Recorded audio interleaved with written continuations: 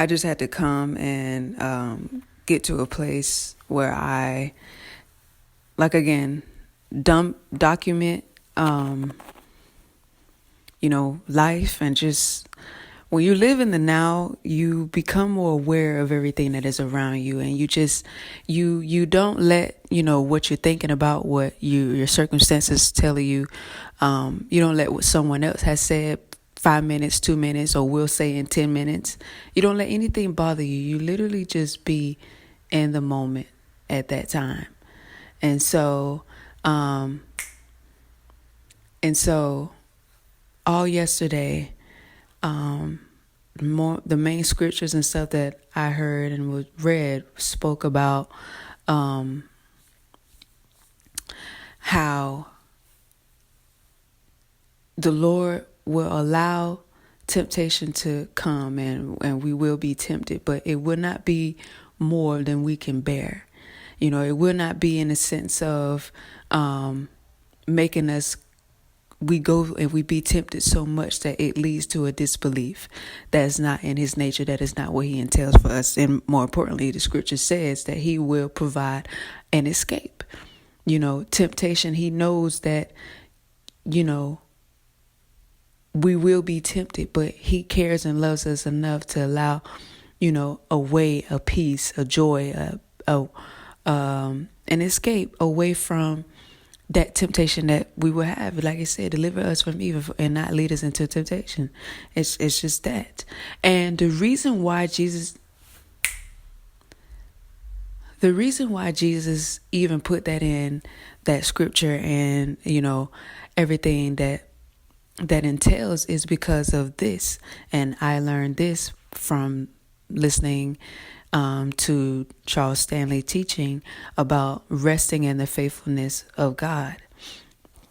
And so we know and we put our trust and our faith in God because he is all knowing, he is all present, and he's all powerful. And in order for him to be in and do all those things, he is a God of truth. He is truthful. So what that tells me is that if we are out here living and yearning after his heart, which makes our heart be like his, if we are trusting and relying on him and allowing the things that he have given us, which is of power, which is of sound mind, which is of love, then we rest assured in knowing that he is Alpha and Omega. And so it would be contradictory on his part to allow us to be tempted more than we are able to be, more than we are able to tolerate or handle. Because if you are all knowing, if you are all present, and if you are all powerful, you have no other thing to be then truthful. But more importantly, you are faithful in that as well. Because you walk in, he walks in a thing of all. He walks in a thing of all truth. He is truth. And what that tells me is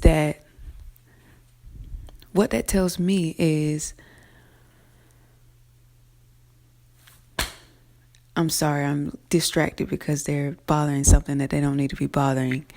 But what that tells me is this.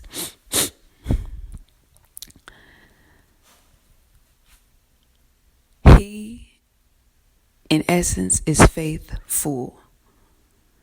And the reason why he is faithful is because he is able to see something and know about things before we reach him. He's able to, like Charles Stanley said, Job was on chapter 38.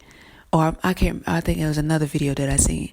Job was dealing with chapter 38, but God knew about chapter 42, which is whenever he restored everything and gave Job double for his trouble. So, and it's not about, reward. It's about the fact that God, he knows the end before the beginning. He knows the beginning before the end.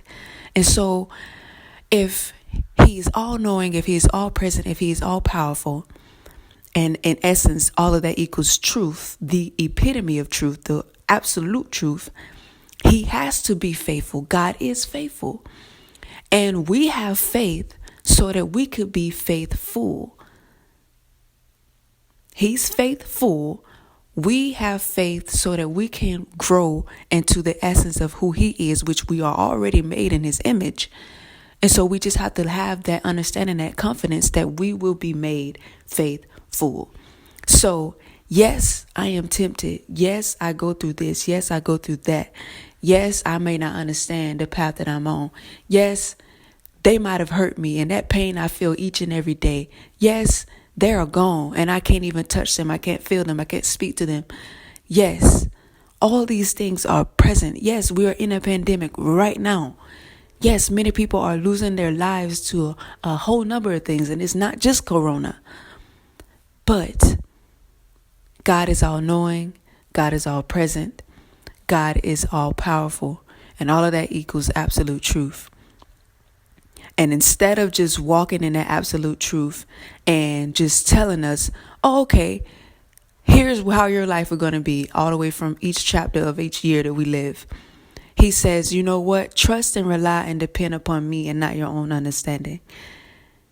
I'm taking everything out of your hands. The battle is not yours. You don't have to worry about anything but just loving, nurturing, and feeding your mind, body, and soul through my word and through the edification of the Holy Kingdom. And that basically means loving someone as you would want to be loved, going out and witnessing to another person, and more importantly, living and being in the now and realizing that right now is better than anything you could ever think of, want, or have right now in this moment.